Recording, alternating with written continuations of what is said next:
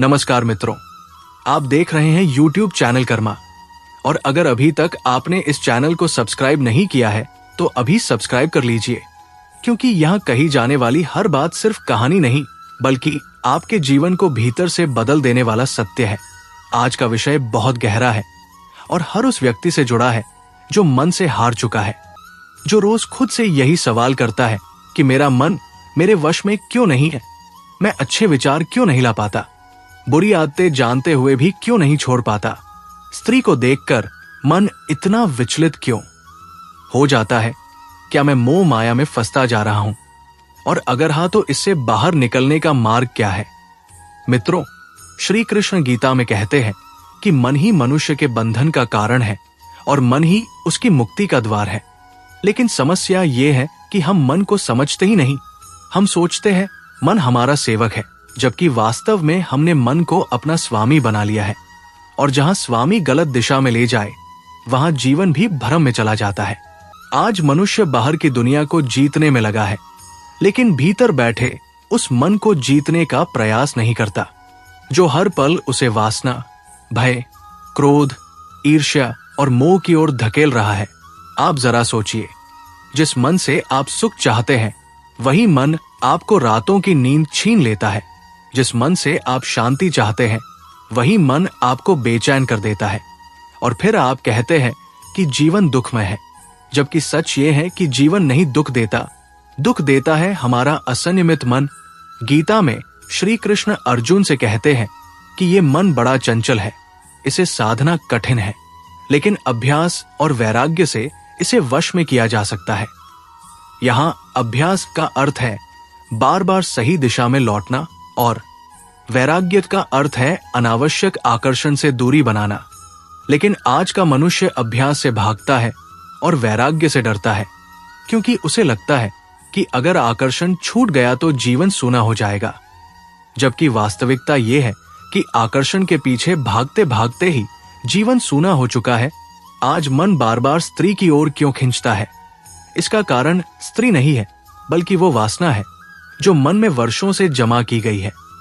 देखे हुए दृश्य, सुनी हुई बातें, कल्पनाएं और इच्छाएं, ये सब मिलकर मन को इतना अशांत कर देती है कि सामने कोई भी स्त्री दिखे तो विवेक समाप्त हो जाता है और फिर मनुष्य स्वयं को दोषी मानने लगता है, आत्मग्लानि में डूब जाता है। जबकि श्री कृष्ण कहते हैं कि दोष भावना का नहीं, दोष आसक्ति का है। भावना स्वाभाविक है, लेकिन आसक्ति विनाश का कारण बनती है। जब आप किसी रूप को बार बार भोग की दृष्टि से देखते हैं तो मन उसे वस्तु बना लेता है और वस्तु बनने के बाद वो आपकी चेतना को गिराने लगती है। यही कारण है कि मन बार बार उसी दिशा में दौड़ता है जहां उसे क्षणिक सुख मिलता है, चाहे उसके परिणाम कितने ही दुखद क्यों न हो। आज की सबसे बड़ी समस्या यह है कि मनुष्य तुरंत सुख चाहता है लेकिन स्थायी शांति नहीं चाहता। उसे मीठा जहर चाहिए, दवा नहीं, और मन उसी का साथी बन जाता है। इसलिए मन पर काबू पाने का पहला नियम यह है कि आप अपने मन के बहानों को पहचानना सीखें। मन कहेगा, बस आखिरी बार, बस थोड़ा सा, इसमें क्या बुराई है, सब करते हैं।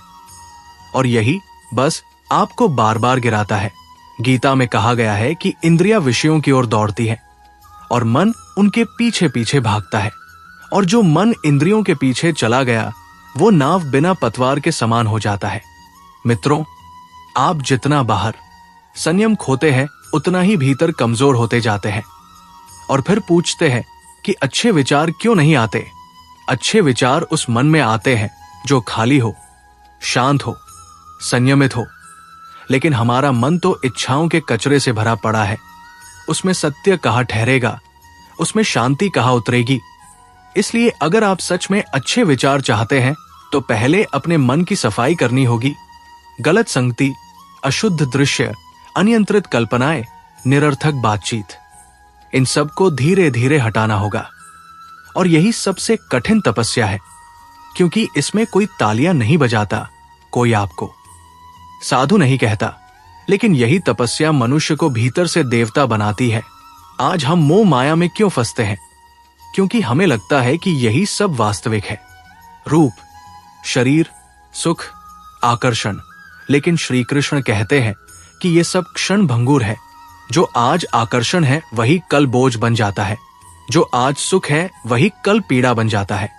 फिर भी मन इसे छोड़ने को तैयार नहीं होता, क्योंकि उसे सत्य नहीं भ्रम प्रिय है।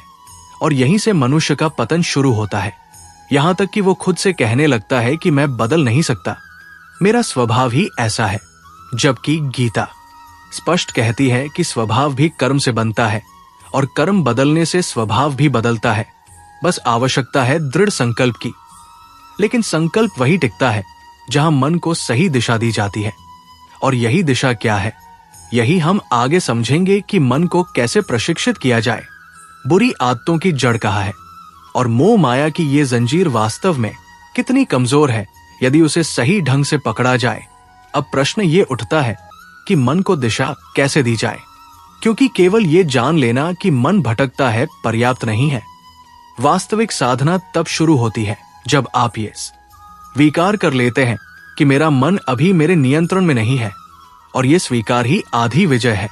श्री कृष्ण गीता में कहते हैं कि जो व्यक्ति अपने दोषों को देख ले वही सुधार की ओर पहला कदम रख देता है। लेकिन आज का मनुष्य दोष देखना नहीं चाहता। वो हर बार परिस्थिति, व्यक्ति या स्त्री को दोष देता है, जबकि सत्य ये है कि बाहर कुछ भी नहीं बदलता जब तक भीतर परिवर्तन न हो।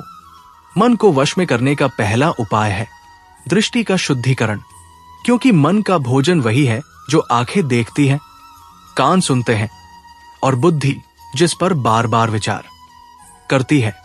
अगर आप दिन भर अशुद्ध दृश्य देखेंगे और रात को ध्यान की आशा करेंगे तो ये वैसा ही है जैसे कीचड़ में कमल उगाने की कोशिश करना।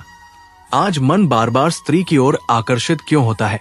इसका उत्तर बहुत सीधा है, क्योंकि हमने स्त्री को देखने की दृष्टि ही गलत बना ली है। हमने उसे माँ, बहन, शक्ति या सृजन के रूप में नहीं बल्कि भोग की वस्तु के रूप में देखना सीख लिया है। और ये शिक्षा समाज नहीं देता, ये शिक्षा हम खुद अपने मन को देते हैं।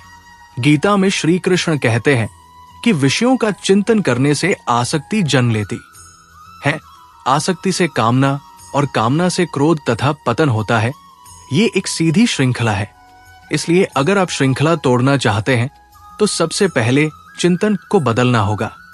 आप जिस दृश्य पर बार बार ठहरते हैं वही आपकी वासना बनता है, और जिस वासना को आप पोषित करते हैं वही आपकी आदत बन जाती है। फिर वही आदत आपका स्वभाव बन जाती है और अंततः वही स्वभाव आपका भाग्य लिखता है। इसलिए भाग्य बदलना है तो मन की आदत बदलनी होगी, और आदत बदलने के लिए अनुशासन आवश्यक है। लेकिन आज अनुशासन शब्द सुनते ही मन घबरा जाता है, क्योंकि उसे स्वतंत्र रता का भ्रम प्रिय है, जबकि सच ये है कि अनुशासन ही वास्तविक स्वतंत्रता देता है। मन को वश में करने का दूसरा उपाय है इंद्रियों पर संयम। इसका अर्थ ये नहीं कि आप संसार छोड़ दें, इसका अर्थ ये है कि आप ये तय करें कि क्या देखना है और क्या नहीं, किससे बात करनी है और किससे नहीं, किस विचार को मन में आने देना है और किसे वही रोक देना है। गीता में कहा गया है कि जो व्यक्ति विषयों को देखते हुए भी उनसे भीतर से असक्त नहीं होता, हर बार गिरने के बाद है स्वयं को फिर से उठाना। लेकिन ये स्थिति अचानक नहीं आती। गलत दिशा में भागे इसके लिए खुद को गाली मत दीजिए और बस शांत भाव से ये कहिए कि नहीं, ये मार्ग मेरा नहीं है, और धीरे धीरे मन आपकी बात सुनने लगेगा। तीसरा उपाय है संगति का परिवर्तन, क्योंकि मन अकेला नहीं भटकता, वो संगति से आकार लेता है। जिस प्रकार गीले कपड़े के पास बैठने से सीलन आती है, उसी प्रकार विकृत सोच वाले लोगों के पास बैठने से मन भी विकृत होने लगता है। अगर आपकी बातचीत हमेशा स्त्री, शरीर, भोग और मजाक तक सीमित है तो आपका मन भी वही अटका रहेगा। लेकिन अगर आपकी संगति विचारशील, संयमी और जीवन के गूढ़ सत्य समझने वाले लोगों से होगी तो मन स्वतः ऊंचा उठने लगेगा। चौथा और अत्यंत महत्वपूर्ण उपाय है मन को खाली न छोड़ना। खाली मन शैतान का घर होता है। जब मन को सही दिशा का कार्य नहीं मिलता तो वो पुराने संस्कारों की ओर लौट जाता है। इसलिए मन को सत्साहित्य, गीता के श्लोक, नाम स्मरण या किसी सेवा कार्य में व्यस्त रखना आवश्यक है। श्री कृष्ण कहते हैं कि कर्म करते हुए भी मन को मुझ में लगाओ। इसका अर्थ यह है कि कार्य के माध्यम से मन को शुद्ध करो। 5वां उपाय है अपने भीतर उठने वाली वासना या आकर्षण से लड़ना नहीं, बल्कि उसे समझना, क्योंकि जिसे आप दबाते हैं वह और शक्तिशाली होकर लौटता है, लेकिन जिसे आप साक्षी भाव से देखते हैं वो धीरे धीरे कमजोर पड़ जाता है। जब मन में आकर्षण उठे तो ये मत कहिए कि मैं बुरा हूं, बस ये देखिए कि ये एक तरंग है जो आई है और जाएगी, मैं इससे बड़ा हूं। यही साक्षी भाव आपको मोह माया से बाहर निकालता है और यहीं से आत्म संयम की वास्तविक यात्रा शुरू होती है। क्योंकि मोह माया कोई बाहरी जाल नहीं है, ये मन की बनाई हुई एक काल्पनिक दुनिया है जिसमें हम स्वयं कैद हो जाते हैं। और जब मन ये समझ लेता है कि हर आकर्षण क्षणिक है और हर भोग अंततः खालीपन ही देता है, तब वो धीरे धीरे सत्य की ओर झुकने लगता है। लेकिन ये झुकाव तभी स्थिर होगा जब आप अगले चरण को समझेंगे कि आत्मा क्या है, सुख क्या है और वास्तविक आनंद कहां से आता है। अब समय आ गया है उस अंतिम सत्य को समझने का जिसे जाने बिना मन कभी शांत नहीं होता। क्योंकि जब तक मन ये नहीं जानता कि वह किसका सेवक है, तब तक वो हर आकर्षण के पीछे भागता रहेगा। श्री कृष्ण गीता में स्पष्ट कहते हैं कि मनुष्य शरीर नहीं है, इंद्रियां नहीं है, मन भी नहीं है, मनुष्य आत्मा है। और यही अज्ञान मनुष्य को सबसे अधिक दुख देता है कि वो स्वयं को शरीर और मन मान बैठता है। जब आत्मा स्वयं को भूल जाती है तब मन राजा बन जाता है और फिर वही मन तय करता है कि क्या अच्छा है और क्या बुरा। लेकिन मन का स्वभाव है भटकना, उसे स्थायी सुख कभी नहीं मिलता क्योंकि वो विषयों पर आश्रित है।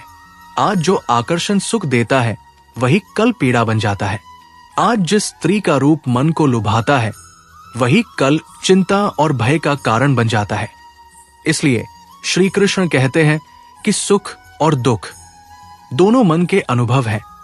आत्मा इनसे अछूती है, लेकिन जब आत्मा मन से जुड़ जाती है तब वो भी दुखी होने लगती है। यही बंधन है, यही मोह माया है। मोह माया का अर्थ संसार नहीं है, मोह माया का अर्थ है संसार को ही सब कुछ मान लेना। जब मनुष्य ये मान लेता है कि यही शरीर मैं हूं, यही इच्छाएं मेरा सत्य है, यही आकर्षण मेरा सुख है, उसी क्षण वो बंधन में पड़ जाता है। और फिर चाहे वो कितना भी रोए, कितना भी पछताए, मन उसे उसी चक्र में घुमाता रहता है। क्योंकि मन का काम है भोग मांगना और आत्मा का काम है सत्य की ओर बढ़ना। और जब दोनों की दिशाएं अलग हों तो संघर्ष निश्चित है। आज आपका मन बार बार पूछता है कि मैं क्यों नहीं बदल पा रहा, मैं बुरी आदतें क्यों नहीं छोड़ पा रहा। इसका उत्तर बहुत सरल है, क्योंकि आप मन से लड़ रहे हैं लेकिन आत्मा से जुड़े नहीं हैं। जब तक आत्मा का अनुभव नहीं होगा तब तक मन की शक्ति बहुत बड़ी लगेगी, लेकिन जिस दिन आत्मा का थोड़ा सा भी बोध हो गया उसी दिन मन छोटा पड़ने लगता है। श्री कृष्ण कहते हैं कि जो व्यक्ति स्वयं को आत्मा मानकर कर्म करता है वो कर्मों से बंधता नहीं। यही निष्काम कर्म है, यही मुक्ति का मार्ग है। इसका अर्थ ये नहीं कि आप संसार छोड़ दें, इसका अर्थ यह है कि आप संसार में रहते हुए उससे चिपके नहीं।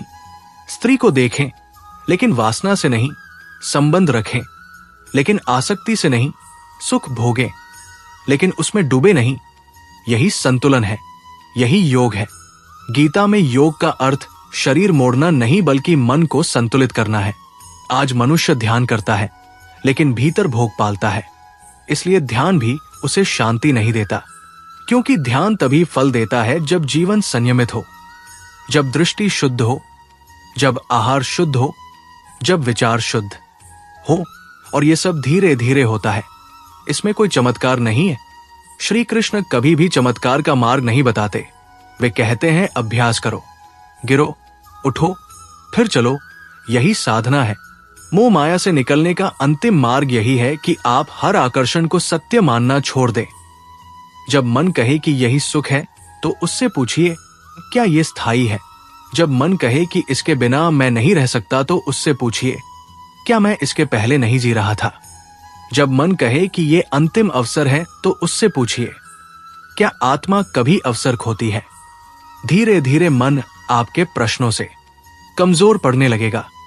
क्योंकि मन को प्रश्न पसंद नहीं, उसे बस आज्ञा देना पसंद है। लेकिन जब बुद्धि जागती है और आत्मा का साथ लेती है, तब मन को अनुशासन स्वीकार करना पड़ता है। यही कारण है कि श्री कृष्ण अर्जुन से कहते हैं कि उद्धार स्वयं करना पड़ता है। कोई भगवान भी आपके मन को जबरदस्ती नहीं सुधारता, भगवान मार्ग दिखाते हैं।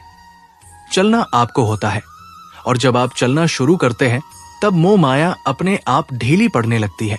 तब स्त्री आकर्षण नहीं शक्ति लगने लगती है। तब संसार बोझ नहीं प्रयोगशाला लगता है। तब जीवन संघर्ष नहीं साधना बन जाता है। और यही अवस्था है जहां मन शांत होता है, इच्छाएं कमजोर होती है और भीतर एक अजीब सी स्थिरता जन्म लेती है। वही स्थिरता वास्तविक आनंद है। वही आनंद आत्मा का स्वभाव है। वही आनंद आपको बाहर कहीं नहीं मिलेगा, न रूप में, न भोग में, न वस्तुओं में। और जब ये बात हृदय में उतर जाती है तब मन स्वतः कहने लगता है, अब बहुत हुआ, अब सत्य की ओर चलो। और मित्रों, यही वो क्षण है जहां मनुष्य वास्तव में जन्म लेता है। यही मोक्ष की शुरुआत है। यही श्री कृष्ण का अंतिम उपदेश है कि स्वयं को जानो, मन को साधो और संसार में रहते हुए उससे मुक्त रहो। और अगर आपको ये विचार भीतर तक स्पर्श कर रहे हैं, अगर आप सच में अपने मन पर विजय पाना चाहते हैं, अगर आप मोह माया से बाहर निकलकर एक शांत और सार्थक जीवन जीना चाहते हैं, तो आप बिल्कुल सही जगह पर हैं। आप देख रहे हैं YouTube चैनल कर्मा। और अगर अभी तक आपने इस चैनल को सब्सक्राइब नहीं किया है तो अभी सब्सक्राइब कर लीजिए, क्योंकि यहां कही जाने वाली हर बात आपको बाहर नहीं, भीतर बदलने के लिए है। यही उद्देश्य है, यही साधना है, यही कर्म का मार्ग है।